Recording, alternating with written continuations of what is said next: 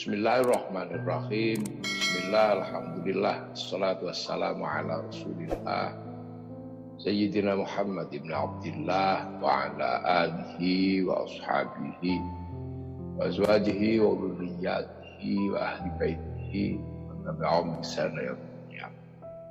Para alim, para ulama, para kiai kang estu kawula takdimi, kawula hormati. Kang kawula hormati pangarsanipun Bapak Bupati Kabupaten Madiun, Bapak Ahmad Dawami, Bawen Pak Jimbing,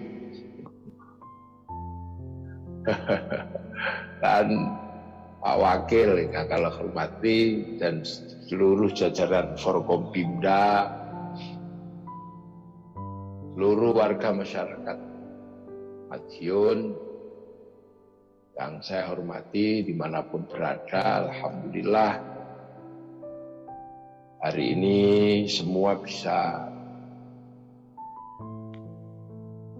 melaksanakan tasyakur hari jadi Kabupaten Madiun dalam suasana yang penuh tantangan karena berada dalam situasi wabah yang oleh orang tua kita dulu yang disebut dengan menghadapi lelembut. Lelembut ini termasuk wabah, ini adalah lelembut bangsa halus. Ini bangsa halus, dan Madiun sesungguhnya adalah daerah yang punya simpanan sejarah yang kalau mau dibuka itu cukup punya pengalaman sejarah spiritual untuk mengatasi hal-hal yang bersifat lelembut seperti ini. Madiun yang merupakan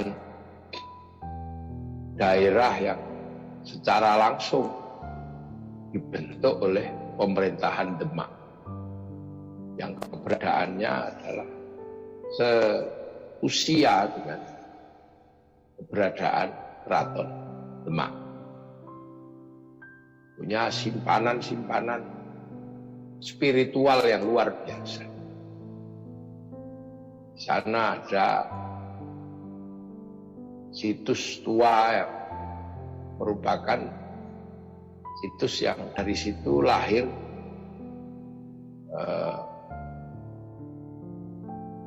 buyut-buyutnya Mbah Hasyim Asy'ari, buyut-buyutnya Gus Dur, buyut-buyutnya pendiri Nahdlatul Ulama, karena di situ ada situs Sewulan.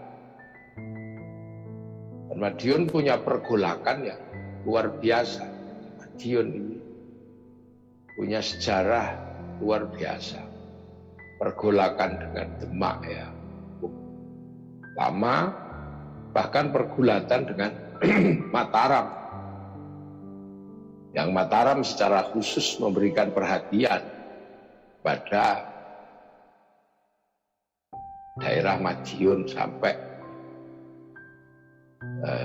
Panembahan Senopati yang secara khusus datang ke Madiun untuk mencoba mengambil jatah wilayah kerajaan Mataram, hingga Nyai Retno Dumilah makamnya ada di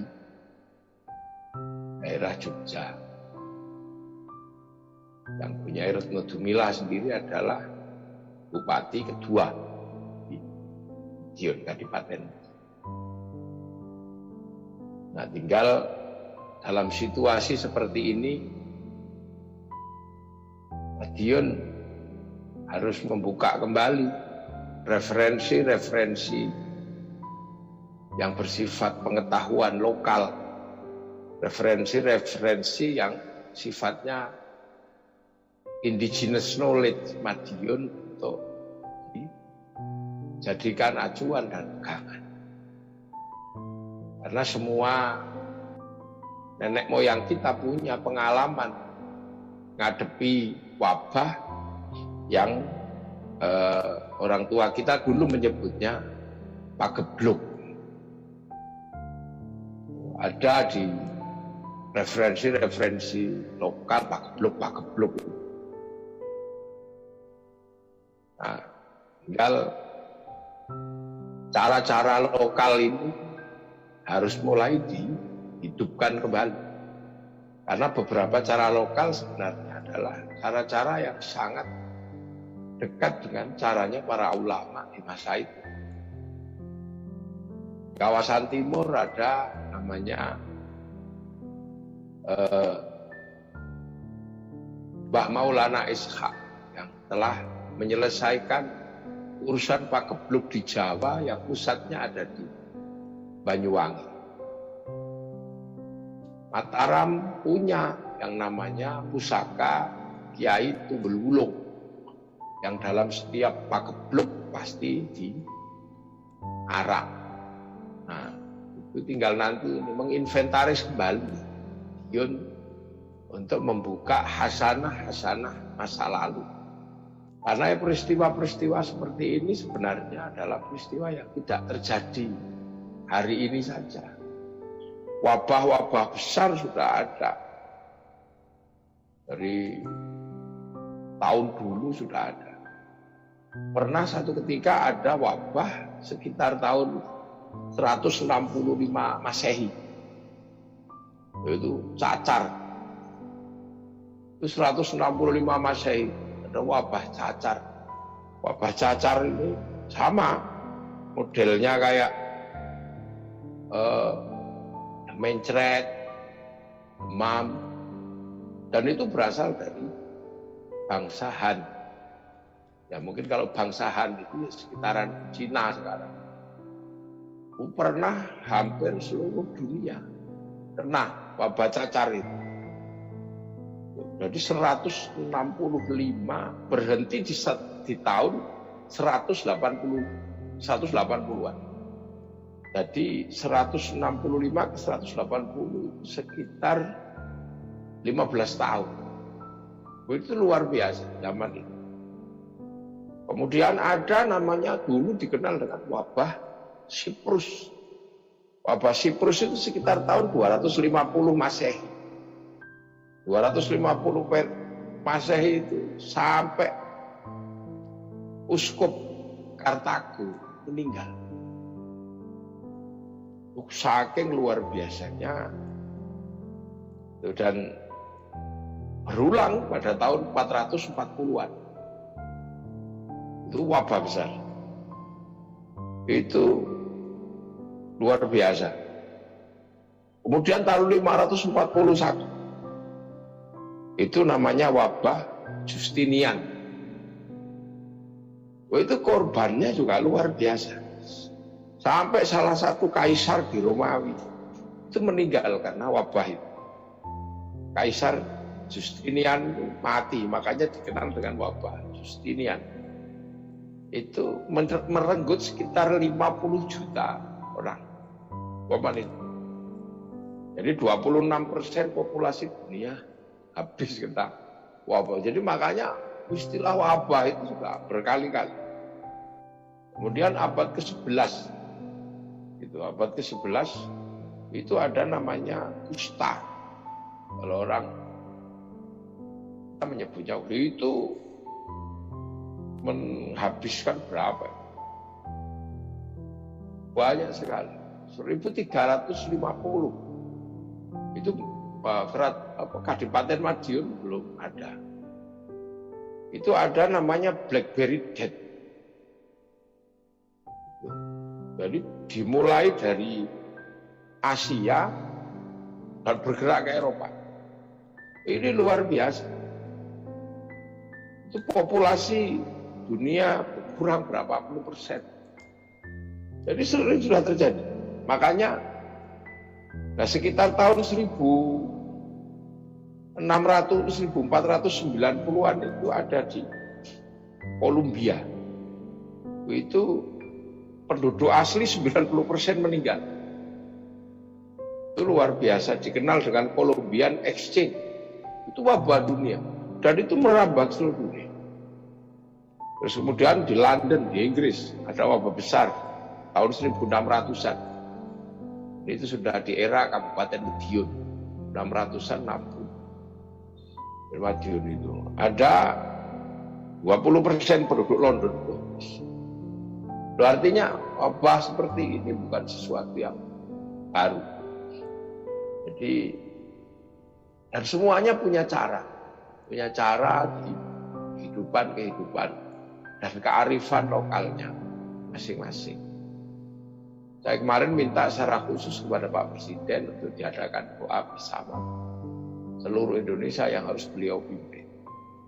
Tapi pada saat yang sama ya membuka kembali hasanah-hasanah lokal, pusaka-pusaka lokal, karena lelembut itu bisa dihadapi dengan instalasi-instalasi yang lembut, dengan doa, dengan istighosah ya tadi.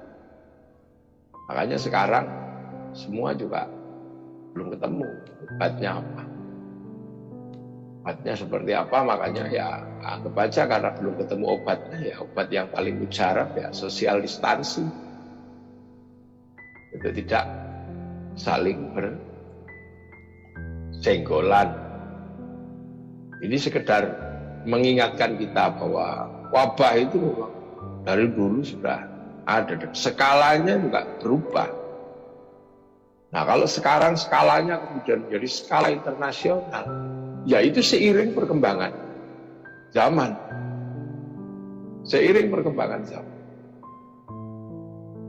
Jadi seiring perkembangan zaman, skalanya memang semua kemudian berubah menjadi skala transnasional. Yang dalam bahasa agama saja sudah sangat jelas disebutkan bahwa era Rasulullah itu era lita'arufu, ila waja'alnakum syu'uban wa qabaila lita'arufu. Era sudah harus saling pengertian antar seluruh anak bangsa. Karena di eranya Rasulullah ini manusia sudah melintasi benuanya masing-masing. Eranya Nabi Musa itu baru paling jauh baru Mesir ke Palestina. Eranya Nabi Ibrahim ya Palestina, Makkah. Tapi era umatnya Rasulullah itu era transnasional. Dan hari ini semua berubah menjadi transnasional. Tidak cuma ideologi. Tidak cuma ideologi yang sering kita kenal dengan ideologi transnasional. Bahkan makanan, budaya, apapun transnasional. Potongan rambutnya orang Mohawk di Amerika tiba-tiba dipakai oleh anak Nadiun. Rambutnya celipir. Pakaiannya orang Korea tiba-tiba dipakai oleh orang Indonesia. Makanannya orang-orang Italia tiba-tiba dimakan sama anak-anak Nadiun. Dan milenial ini lintas batas bangsa, lintas batas negara. Orang bisa sambil tidur mencari teman. Jadi orang bisa sambil tidur beli makanan. Makanya milenial ini ditandai dengan runtuhnya sesuatu yang konvensional. Apapun yang konvensional habis kena oleh namanya milenial. Surat sudah tidak dikenal sekarang, surat cinta ada. Karena sudah kalah sama WhatsApp, video call. Semua sudah berubah. Perusahaan-perusahaan besar harus berhadapan dengan perusahaan-perusahaan milenial. Perusahaan taksi yang modalnya triliunan karena harus menyediakan transportasi, menyediakan mobil, menyediakan angkutan. Itu bisa dihabisi oleh perusahaan tanpa modal angkutan, namanya Grab atau Gojek. Habis. ruang-ruang kursus habis. Berhadapan dengan tutorial-tutorial yang ada di dalam YouTube. Orang tidak perlu lagi belajar pada orang ahli untuk bisa masak. Cukup dengan tutorial-tutorial zaman baru. Yang dulu hanya bisa kita bayangkan. Nenek moyang kita, bahkan kita masih mengalami. Untuk mengetahui Afrika harus menunggu flora dan fauna. Itu pun kadang masih diganggu sama siarannya Pak Harmoko, Pak Murdiono. Sekarang Afrika ada dalam genggaman, smartphone. Jogetannya orang Korea ya, belenduk-belenduk perutnya, tiba-tiba dalam waktu 1 hari bisa menjadi fenomena dunia. Dia menjadi transnasional, namanya Gangnam Style. Ini perubahan zaman yang luar biasa. Nah, jadi ketika kemudian ada sesuatu penyakit yang berskala transnasional, ya, itu sebenarnya sesuatu yang harus kita terima sebagai sebuah kenyataan. Hanya bagaimana kita menghindari. Jangan kemudian memaksakan diri. Kenapa ini berubah? Jadi, skalanya demikian gede. Ya karena dunia milenial itu dunia dengan skala yang memang sangat besar. Dengan bantuan teknologi. Dulu yang bisa rapat seperti ini di jarak jauh, itu hanya para wali. Para wali di tempatnya masing-masing, layarnya ada di gua di Pamijahan. Tasikmalaya. Itu para wali dulu harus tirakat, harus riyadhah. Sekarang rapat jarak jauh bisa diganti oleh teknologi, namanya Zoom. Nah ini sekarang kita di sini saya bisa lihat Pak Bupati itu, ambil senyum-senyum bisa kelihatan. Loh, itu dulu nggak bisa, itu yang bisa begini hanya para wali. Atau dengan kekuatan spiritual yang luar biasa. Dulu yang namanya senayang untuk mencari barang hilang, itu luar biasa manfaatnya. Tapi sekarang udah kalah sama CCTV. Nah, ini dunia baru. Bahkan ilmunya orang Madiun yang dikenal para jagoan. Madiun ini kan jagoan-jagoan semua. Pesilat-pesilat semua. Sekarang ilmunya orang Madiun itu yang mukul orang jatuh sekali pukul geletak itu bikin miskin. Karena sekarang sekali mukul itu kalau divisum 60 juta. Jadi ini dunia baru, dunia milenial ini dunia yang sama sekali baru, yang nggak kebayang. Sementara manusia terus kadang lupa. Gitu. Ketika manusia bisa beralih dengan teknologi yang sangat luar biasa cepat, dengan skill dan kemampuan otak yang demikian brilian mampu menguasai dunia, seolah-olah bahwa manusia inilah yang akan mengendalikan seluruh. Tapi manusia lupa bahwa ada satu prinsip dasar yang diberikan oleh Allah yang setiap hari kita lafalkan, yaitu Bismillahirrahmanirrahim, dengan menyebut asma Allah. Nah, Ar-Rahman itu kalau dalam bahasa Jawa itu adalah dengan makna zat kang welas asih ing dalam dunya lan akhirat. Jadi ing dalam dunya lan akhirat, di dunya ini oleh dapat rahmatnya Allah. Jadi apapun makhluk yang di muka bumi ini mendapat rahmatnya Allah. Dan hukumnya masih sama. Di hadapan makhluk yang lain, manusia ini paling belum berubah. Manusianya aja yang sudah merasa paling jago, paling berubah.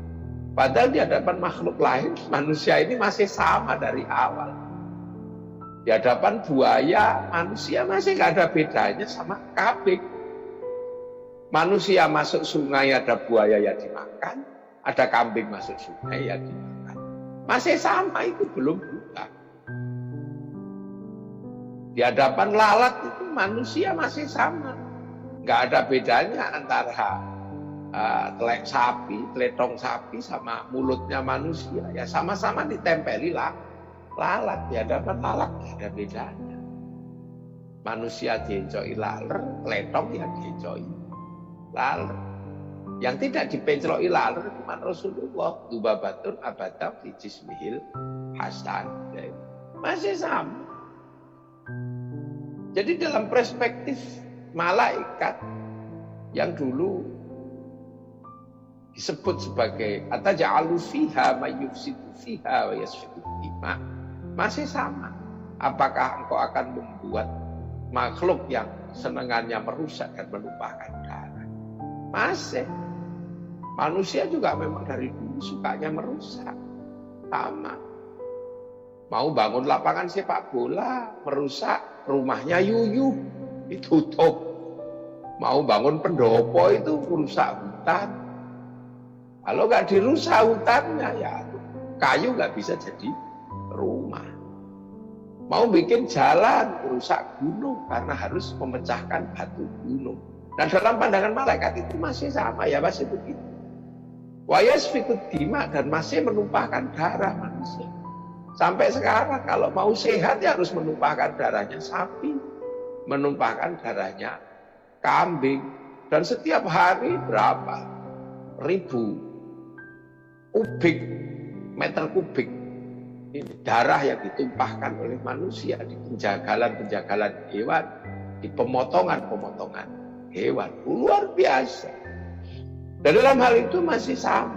Makanya dalam pandangan Ar-Rahman, manusia itu sama dalam pandangan Ar-Rahman. Cuman manusianya kadang lupa. Singa di dunia ya dapat rahmannya Allah. Ada kambing ya dimakan, ada babi hutan ya dimakan. Cuman kadang manusia berpihak. Kalau makan kambing syukur jangan, tapi kalau makan babi hutan syukur, padahal di hadapan Allah bikin singa nggak ada bedanya antara makan kambing atau makan celeng. Dan begitu juga manusia juga sama. Kalau singa makan kambing, manusia tiba-tiba makan ayam, ya sama aja. Yang penting pamit sama pemiliknya. Nah, manusia sudah terkadang lupa dengan rumus-rumus yang seperti ini. Rumus dasar kehidupan yang seperti ini kadang manusia lupa. Merasa bahwa manusia itu pasti akan menang secara keseluruhan. Ya lupa bahwa makhluk yang lain juga update. Virusnya juga update. Jinnya juga update sebenarnya. Nah, makanya orang-orang yang masih hidup dengan memahami aspek-aspek dasar kehidupan seperti ini, itu sekarang dikenal dari dulu dan sampai sekarang dikenal dengan namanya ahli hikmah. Nah, orang-orang hikmah ini kan yang sekarang mulai berkurang, yang masih bisa berbicara dengan burung, masih berbicara dengan kunyit, sehingga tahu dulu kunyit itu untuk obat mencret, itu ya karena orang-orang hikmah itu masih bisa bicara. Orang masih berbicara dengan jagatlah lembut itu sekarang sudah jarang. Karena harus tirakat, harus puasa. Nah itu ilmu-ilmu itu jarang, sehingga hasanah itu pun mulai hilang. Nah begitu kita menghadap seperti ini, sesungguhnya adalah karena manusia sendiri sudah lama tidak hadir mengikuti hal-hal yang sesungguhnya dari dulu sampai hari ini masih berlaku sebagai sebuah fitrah kehidupan manusia. Yang dia pikirkan kan bagaimana menyingkirkan singa. Berhasil.